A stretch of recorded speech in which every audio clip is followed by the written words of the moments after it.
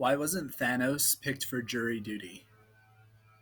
Because he makes snappy judgments. How do you make sure a boat dock gets a fair trial? By providing a jury of his peers. Okay, so jury jokes today are because juries are one of the features of democracy in the city state of Athens. But before we get to juries, we need to uh, wrap up factors that help democracy grow in Athens. So, in the last video, I talked about some of the reasons Athens shifted towards democracy. I said it arrived in different stages, right? And there were different, so there are different periods in Athens history in which they moved closer and closer and closer to what we would call democracy.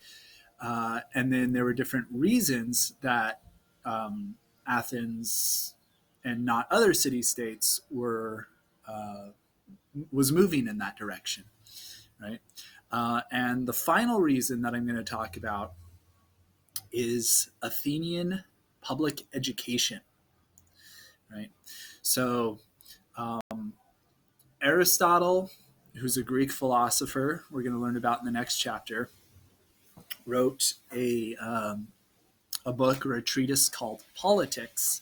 And in politics, one of the things he talks about is the importance of education for having a healthy city state.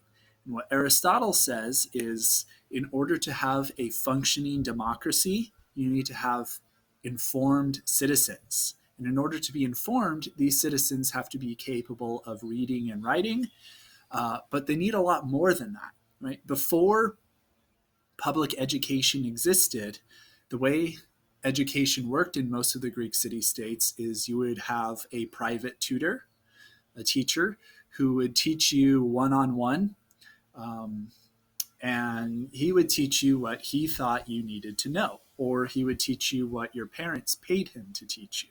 So he might teach you about how to run a certain kind of business. He might teach you some basics of mathematics, right?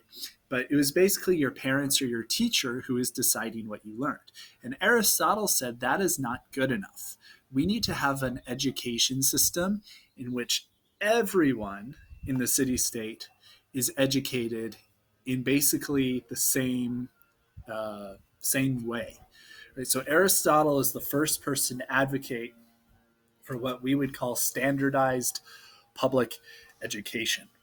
So he believed that in order for Athens to function well, all of its future citizens, when they were young boys, needed to be trained in the basics of what an Athenian citizen should be able to do in order to make good decisions on behalf of the city state. So he said, in addition to learning to read and write, and maybe in addition to like learning a foreign language or something like that and mathematics, students should be trained in the arts of logic and rhetoric, like how to give a speech, right? That's something he thought people should be able to, he thought all Athenian citizens should be able to give a speech, right? Give a persuasive speech. So Aristotle thought that everyone needs to be educated basically at the same level in the same way. And so he was not someone who supported the idea of private education in which your parents hire a tutor to teach you. Instead, he believed that the Athenian government needed to provide free education for all boys, all future citizens. So this creates basically a even playing field for everyone. That's what Aristotle thought, right? So Aristotle is a strong supporter of public education because he thought in order to be good citizens, everyone needs to basically be equal in terms of their educational background. All right. So we'll move on now to how democracy in Athens works. This is slide 11. So the ideas of all these Athenian figures that we've learned about, Solon, Cleisthenes, Pericles, Aristotle, we actually haven't learned about Socrates yet, although he is in your book, so you could be asked about Socrates. Um, Socrates was a teacher. I believe Socrates taught Plato and Plato taught Aristotle. I think that's how it went. So Socrates, like Aristotle, was a philosopher. Uh, so the ideas of these men produces a golden age of democracy in Athens, right? So a golden age of democracy means citizens are basically doing everything that the government needs to do in order to function.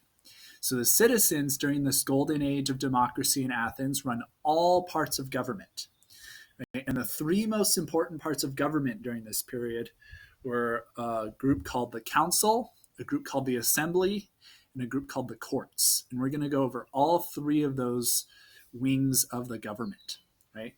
These were operated exclusively by citizens, not professional politicians, not people who did this for a living, but by citizens who had day jobs and were basically temporarily put in these positions of power. Right? So Athens did not have a bureaucracy. And if you remember learning about ancient India, you know what a bureaucracy is. Right? So Athens had direct democracy. That means that the citizens directly made decisions for everyone. All right, now let's start with the part of the government called the assembly.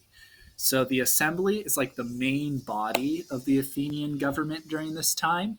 It is made up of all of Athens' free adult male citizens. So if you're a man and you're free, meaning you're not a slave and you're not a serf, right? You're a free man and you're an adult, that means you're part of the assembly. Well, you have to be a citizen too, so you can't be a foreigner or a mitic, right? So citizen, free, adult, male, that means you're part of the assembly. So the assembly meets 40 times a year and they vote on important issues. Now, there's thousands of people in the assembly, so voting on important issues is very difficult, and they met 40 times to do this. Right? So in order to function, the law required, so the Athenian law said that in order for the assembly to vote, there have to be at least 6,000 men present at the assembly to vote. When these meetings happened, every man there, no matter if you're rich or poor, every man there is allowed to speak if he wants to. Right? So you can have a situation where thousands and thousands of people are giving a speech before the vote occurs. Right? So of course this leads to a problem. Right? It's really, really hard to get anything done when thousands of people are all voting on the same thing and all of the people have the opportunity to give a speech to try to convince people.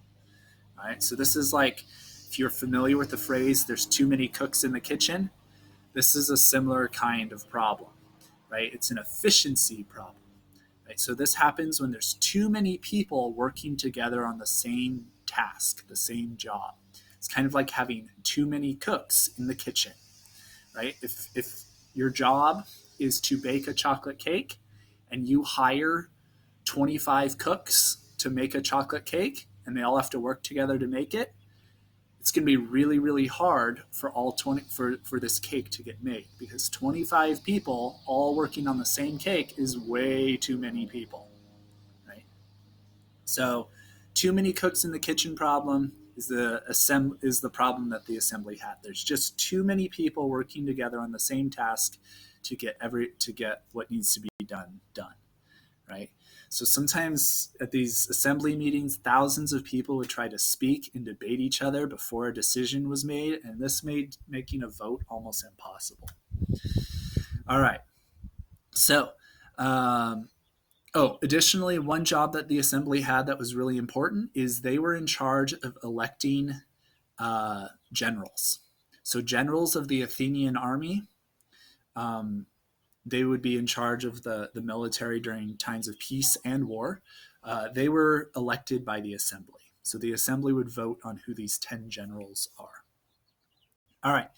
The second wing of the Athenian democratic government is called the council. So the council is a group of 500 randomly selected men, citizens, right? So everyone in the council is also part of the assembly, but the council is totally randomly chosen. So they randomly choose 500 adult male free citizens, and they have their jobs on the council for 1 year. So they actually get paid for a whole year for being on this council. Right? So every male citizen has an equal chance of being on the council. And what is the council's job? Well, the council basically has two jobs. The first job that the council has is they decide what the assembly is going to vote on. Right? So when you show up to the assembly, you don't know what you're going to vote on until the council tells you. Right? So maybe you're going to vote on whether or not your city-state goes to war. Maybe you're going to vote on whether or not a new temple is going to be built in the Acropolis.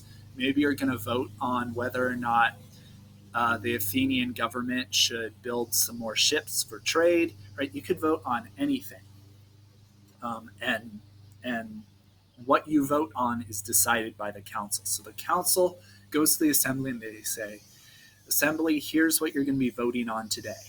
Should we spend money to build 50 more trade ships, right, for Athens? Yes or no?" Right? And then they would debate it. Right? So that's one thing the council did.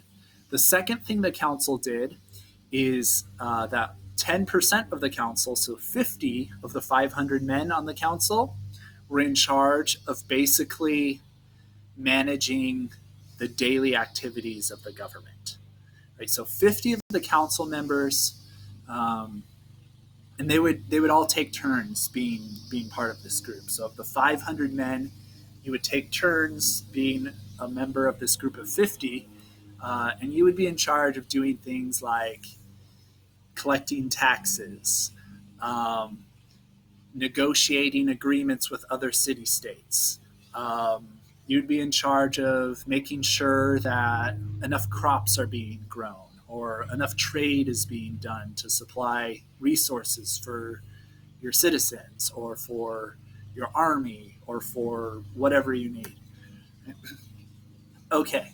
And then finally, the last wing of the Athenian democratic government is called the court system, right?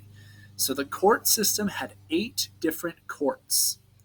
The courts did not have judges or lawyers. Instead, the courts were made up of juries. So a jury is a group of citizens that vote on the issue that the court has to decide. So sometimes there's like a criminal trial, right? So there's a person who gets accused of committing a crime. So maybe Joshua L. is accused of murdering Brianna, right? And Joshua L. is like, "I'm innocent. I didn't like Brianna. I thought Brianna was a jerk, but I did not murder her." Right? But Brianna's friends are like, "No, Joshua L. murdered Brianna. I saw him murder Brianna." Right? Joshua L. would have his fate decided by a jury. So it's a group of people who are going to decide if Joshua L. is guilty of murdering Brianna or not.